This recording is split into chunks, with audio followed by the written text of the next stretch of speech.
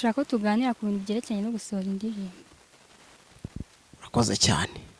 Bakunzi ba Touch One mwabyumvise? Ibi ni ibyifuzo by'abana. Ngo arashaka ko tuganira ku kintu cyerekeranye no gusohora indirimbo. Zaba, hari izi ndirimbo sugira?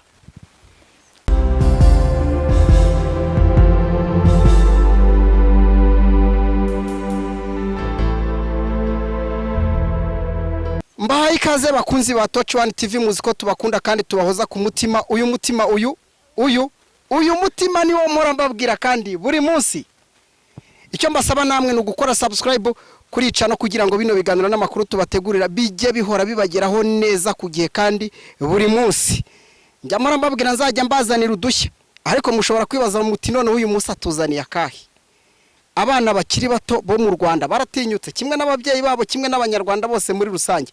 Tugiye kuganira n'umukobwa aracyari muto, ariko afite inzozi, afite nawe uko atekereza kuri muzika yo mu Rwanda, afite nuko avuga ati nanjye ndumva nifuza kugera aho nagera koko nkabona indirimbo zanjye zanyura ku maradiyo hano mu Rwanda ndetse no kuri televiziyo mu buryo butandukanye, bikangirira umumaro, bikagirira n'igihugu cyanjye umumaro.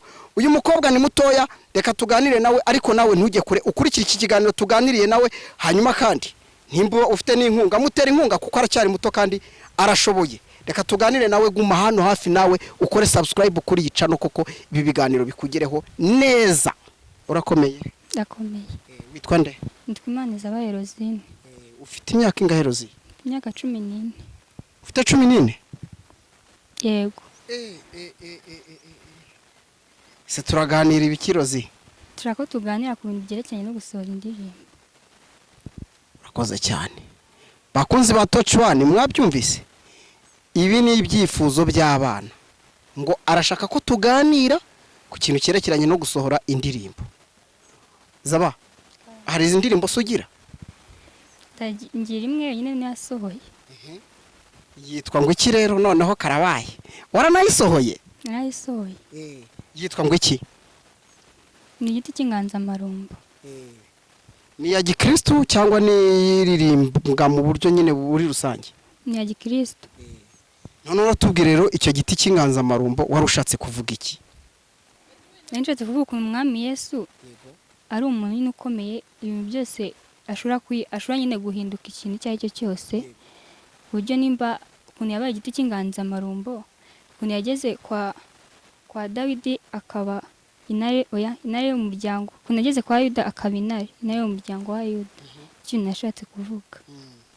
None se ko mbona ukiri mutoya, ubwo buhanzi bwawe n'ubwo buvanganzo ubikura he? Nabikomoye kuri mama kuko nakuze mbona iwacu ari abakristo. Yego.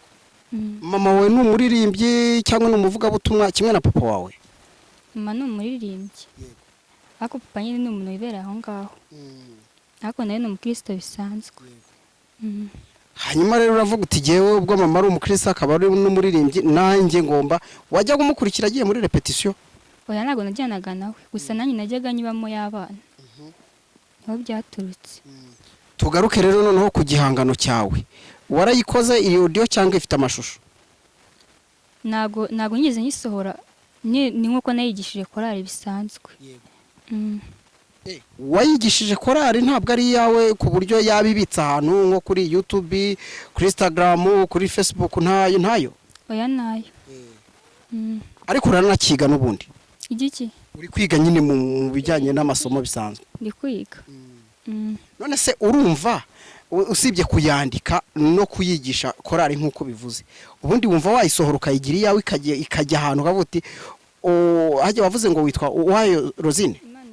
Imana zabaye Rosine. Ukavuga ati Imana zabaye Rosine, nanjye ndashaka kubaka ibihangano mbishyire hanze nk'abandi bose bigiye bica ku maradiyo no ku mateleviziyo. Iyo gahunda urayifite? Yego, ndayifite. Wumva nta cyagukoma mu nkokora? Ntacyo. Mu myaka yawe 14 nta muntu uraguca intege iyo abona ujya mu buhanzi wenda bo mungana batajyayo? Ntago babura. Nk'ubu hari abo nyine twigana bavanga umuntu nkawe koko yasohora indirimbo bigashoboka, niba kanca intege no. Kandi bayo n'umusitari dore utangiye kujya ku mbuga nkoranyambaga none bari kuguca amazi wayi? Cyana simbizi. Kandi wumva birimo neza rwose? Birimo rwose. hanyuma uravuga iki ku bana b'abakobwa bakunda ibihangano cyangwa se bagira ibihangano ariko ntibabashe kubigaragaza nk'uko wowe ufite umutima wo kuvuga uti nubwo ndi muto ariko ndahera nk'aho harya ni Dawidi watangiye umurimo akiri umwana muto wowe noneho wababwira iki abana nabo bitinya kandi bafite impano? Nabashishikariza kutagira ubwoba kuko ibintu bifitemo ubwoba cyangwa isoni ntabwo bishobora kujya hanze ngo bikunde. Nabagira inama rero kwiyekura nabo bakumva ko nyine basohoye indirimbo bikumvikana nk'uko umuntu mukuru ayisohora bikajya hanze. Nibyo ngibyo nshaka kubabwira.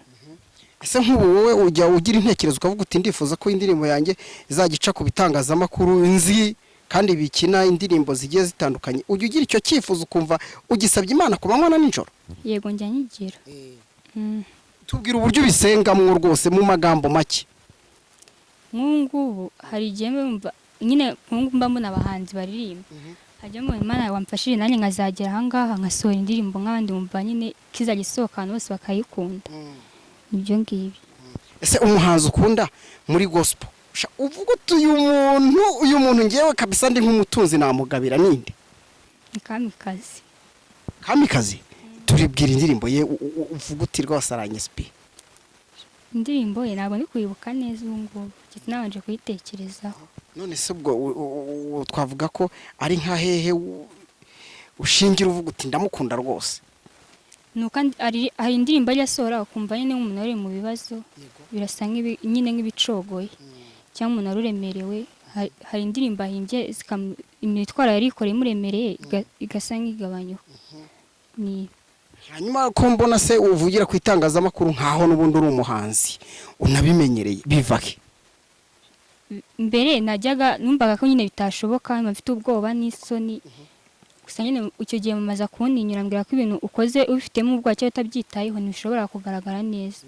Yangira inama nyine zo kumenyera. Nibyo byatumye rero mera gutya menyera. Hanyuma wiga ku kihe kigo ubu ngubu? Niga Igihara. Hanyuma ntacyo wibagiwe mu byo tuganiriye ngo dusoze? Ntacyo. Sawa rero turagushimiye. Murakoze. Ndabashimiye rero kandi nanone ndashimiye uyu mwana w'umukobwa muto tuganiriye byinshi koko mwabyumvise aracyari muto ariko kandi nizibika zaramagi nizibika zaramagi. Uyu mwana w'umukobwa nawe yagera kure nkaho tuzi n'abandi basitari bose bagera.